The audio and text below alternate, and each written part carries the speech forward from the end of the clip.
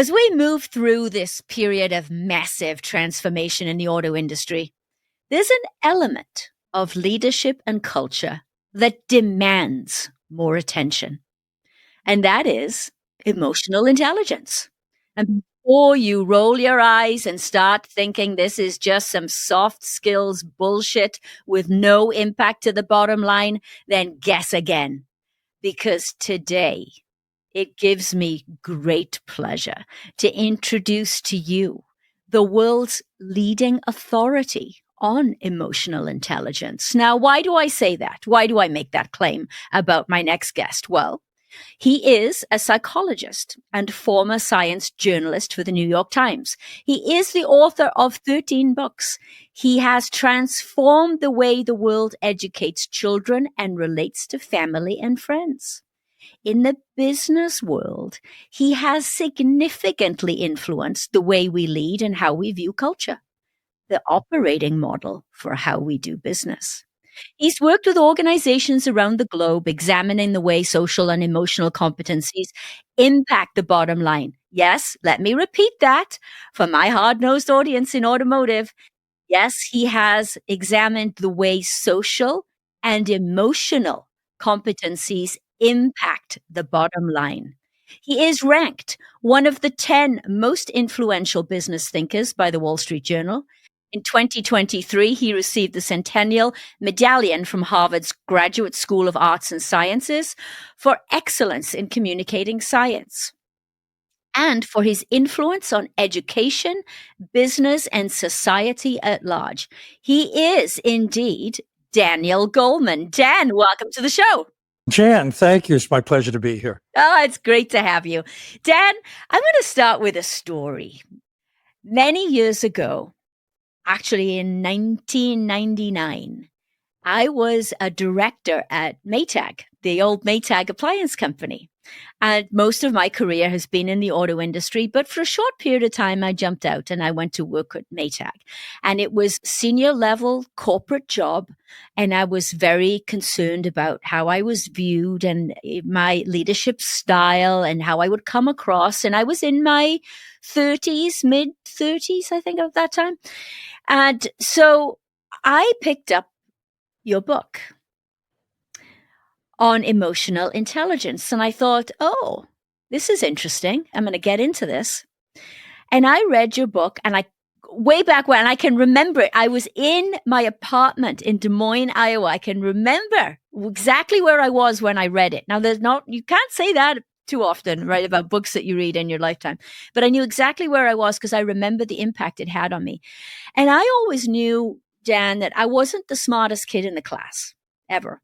But I've always said that some of those smart kids that were in school with me would never be able to handle some of the negotiations and the conflict that I was dealing with in the auto industry. And then I read your book, and then here was EQ. And you laid out everything intuitively I sort of knew and felt, but you provided a structure that laid it all out. And I felt like you gave me permission to embrace a more authentic leadership style. So how's that for somebody who can go back to 1999, Dan? Pretty good. Well done, Jan. Thank you.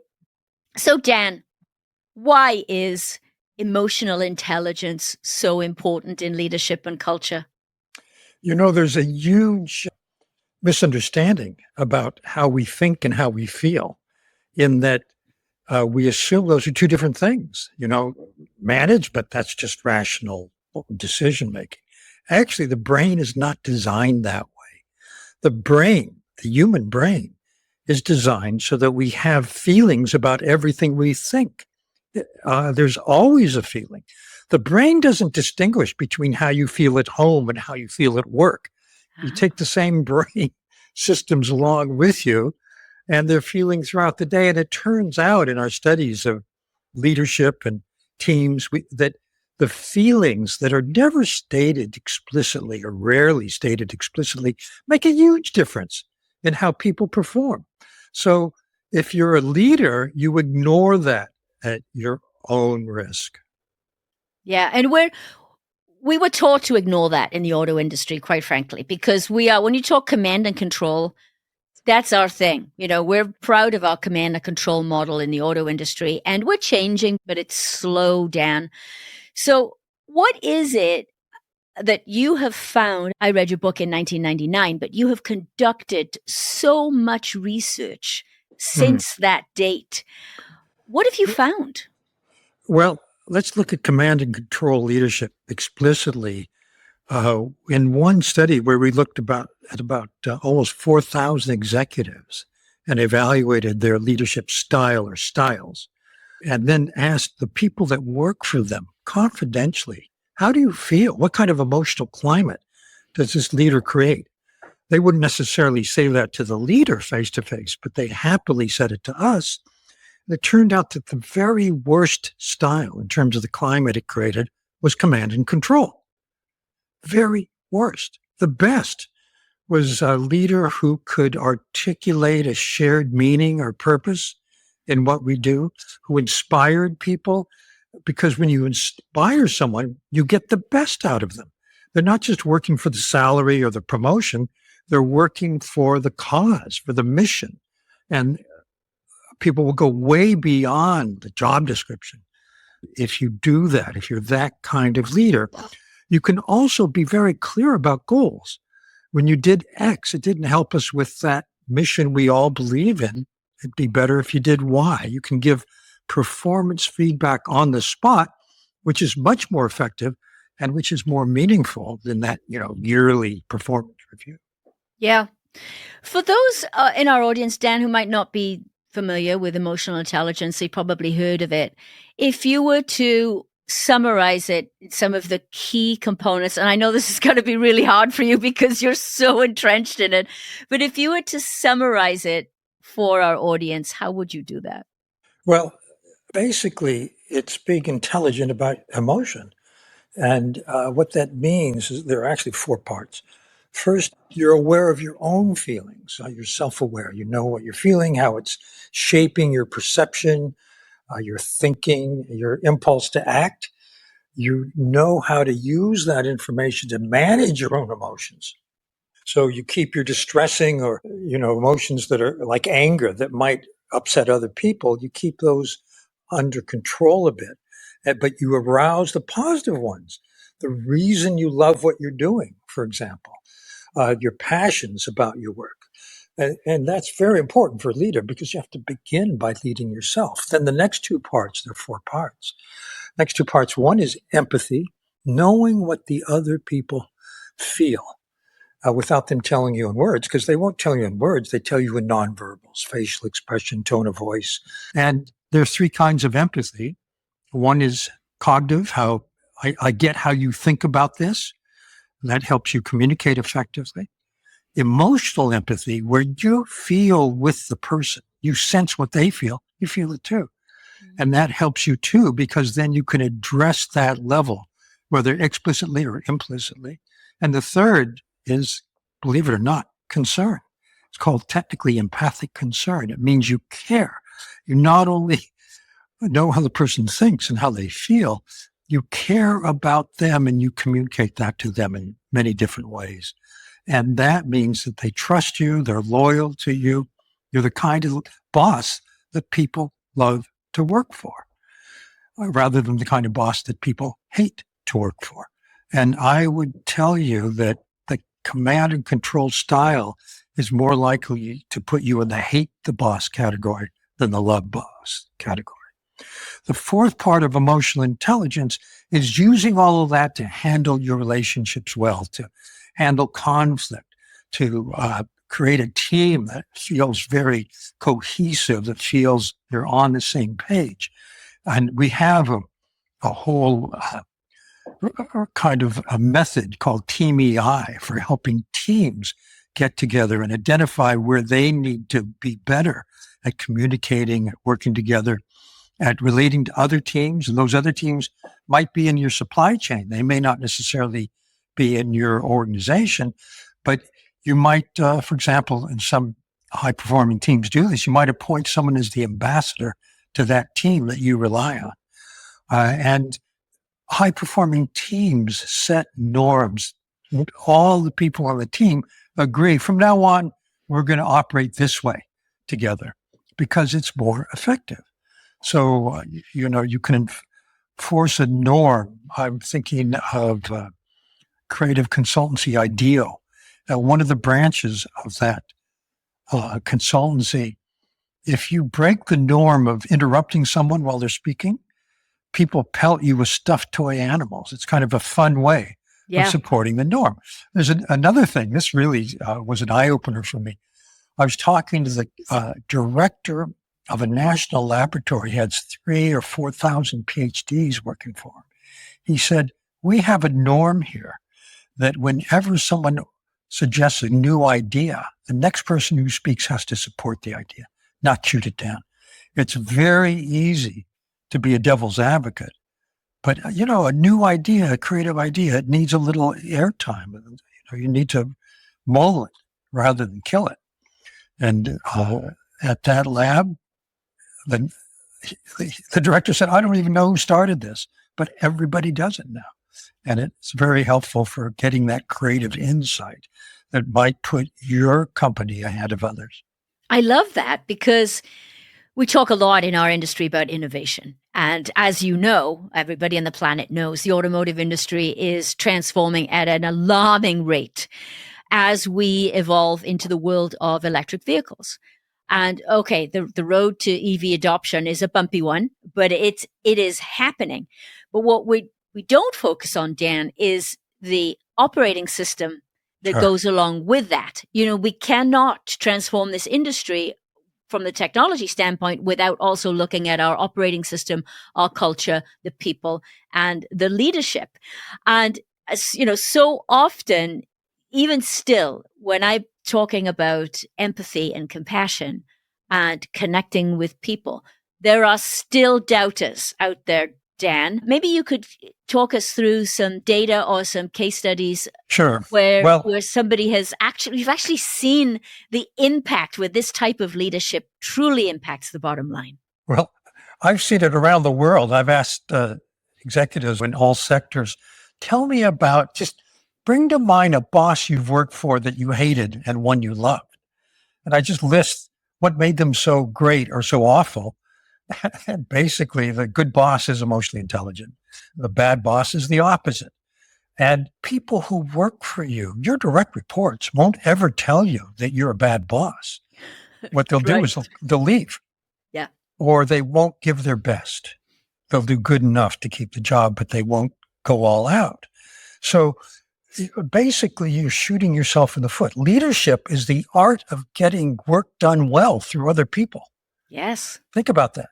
Work done well through other people. Well, you have to motivate them. You have to inspire them.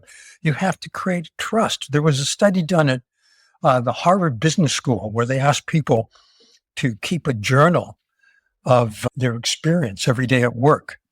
And they analyzed them. They came up with what you could call an optimal state. It's a state where people were high performing, where they're very satisfied with their job. So it correlates to low turnover. Very engaged, and engagement is one of the usual metrics in any organization. They're engaged, they feel really good doing what they're doing, and they feel connected to the people around them. That's a high-performing person. It turns out when you analyze the data, meta-analyses, you take hundreds of studies and you aggregate them into one, and you find that it's emotional intelligence in leaders that's more likely to create that optimal state in the people who work for them. So in a way, it's a no-brainer, but there are cultures, and you're telling me the automotive culture may be one of them, that resist this. I remember when I wrote the book, Emotional Intelligence, people said, well, you can't use the word emotion in a business. Yeah, I believe that. That would be automotive, yeah. Yes. So, but now it's pretty much everywhere. Yeah. And some industries have adopted it faster than others. Some industries are better at innovation than others. But innovation is what's going to help your company survive and thrive in the future. If you don't do it, you're dead, basically. So what is going to foster that innovative spirit, creative spirit in the people who are on the front lines, for example, who know where a tweak or a new way of doing something could make a big difference? First of all, this is a study done at Google. It's a feeling of psychological safety. I feel safe enough. I trust you enough that I can take the risk of suggesting something new. It's risky because people might shoot you down. They might think you're, crazy for suggesting that. So you need to feel safe enough to take the risk.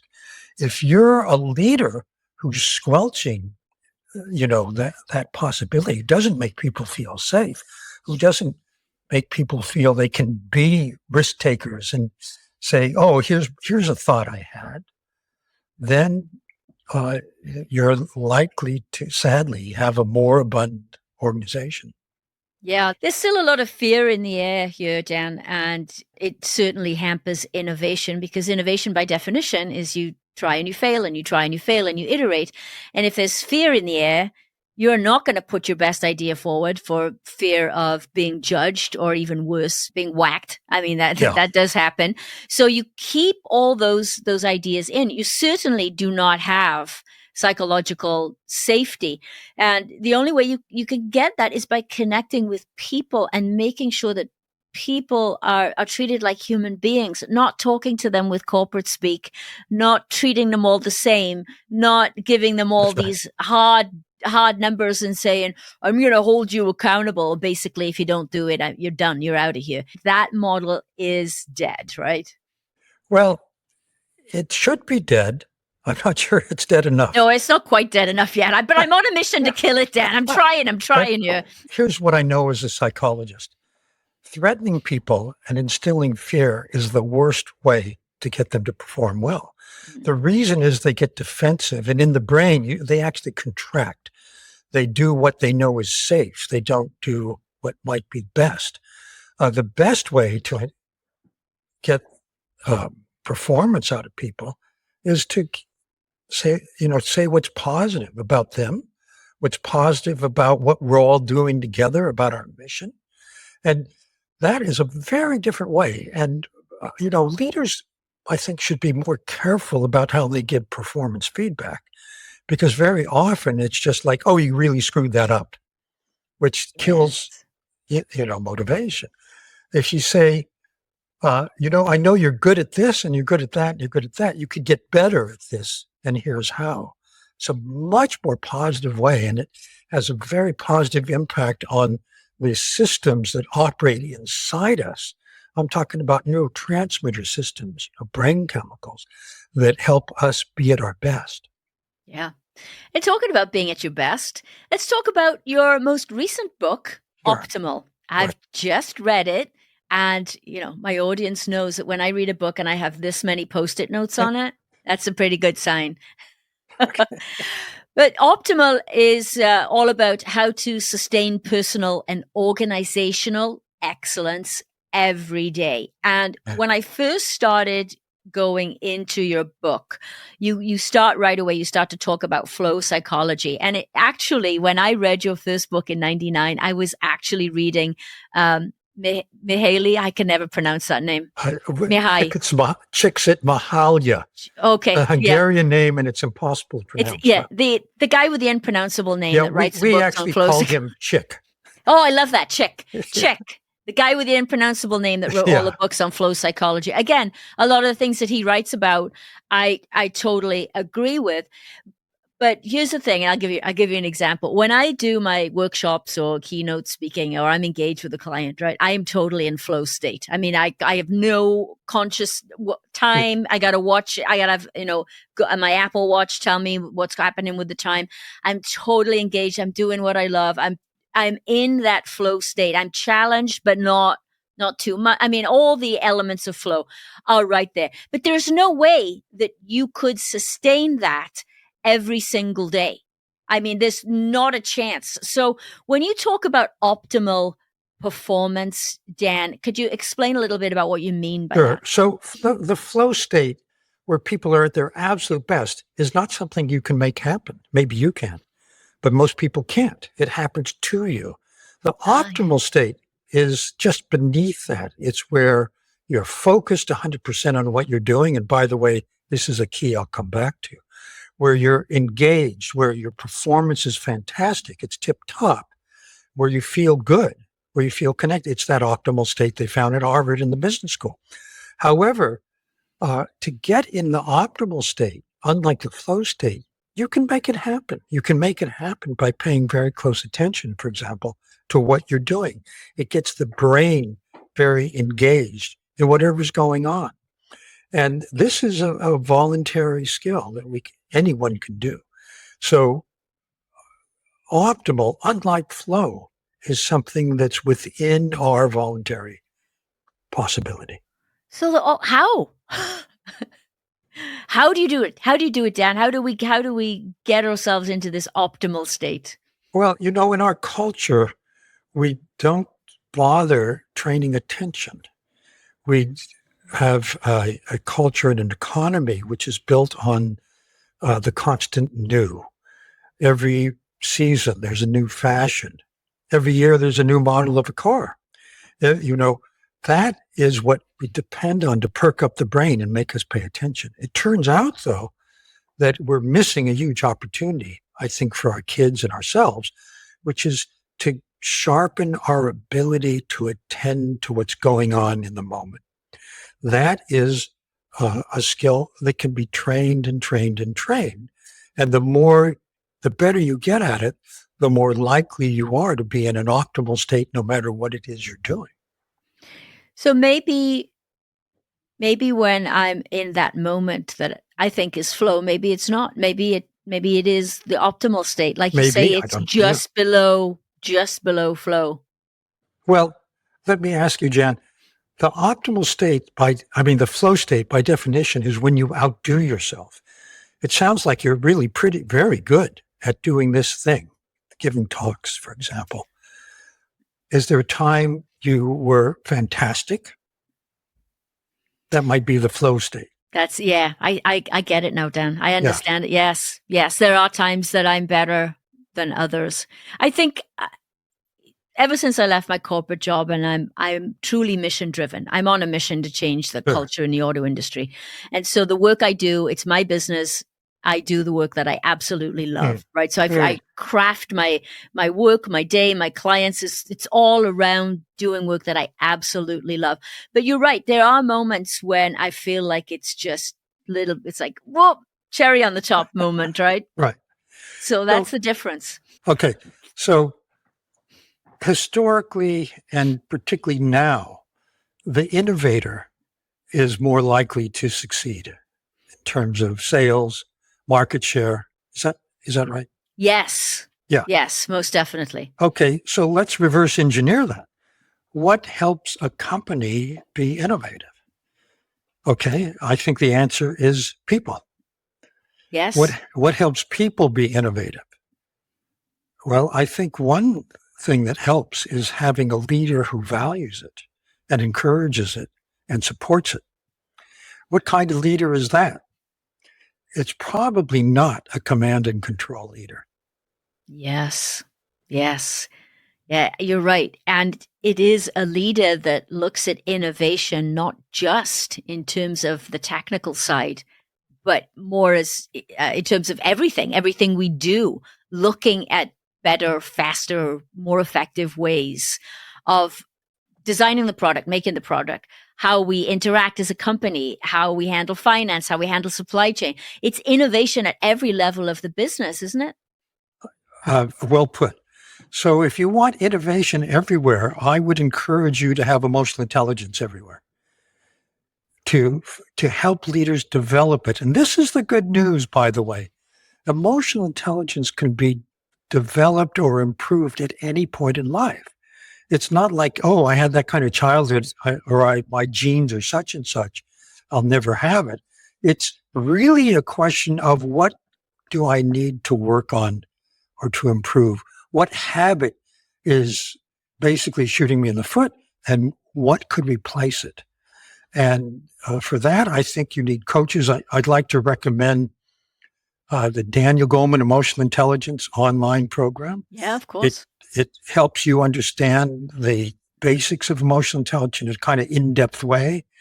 And it's something that I think would help any leader to see, oh, right, light bulb. I could be better at empathy, managing emotions, or motivating people, or handling conflict.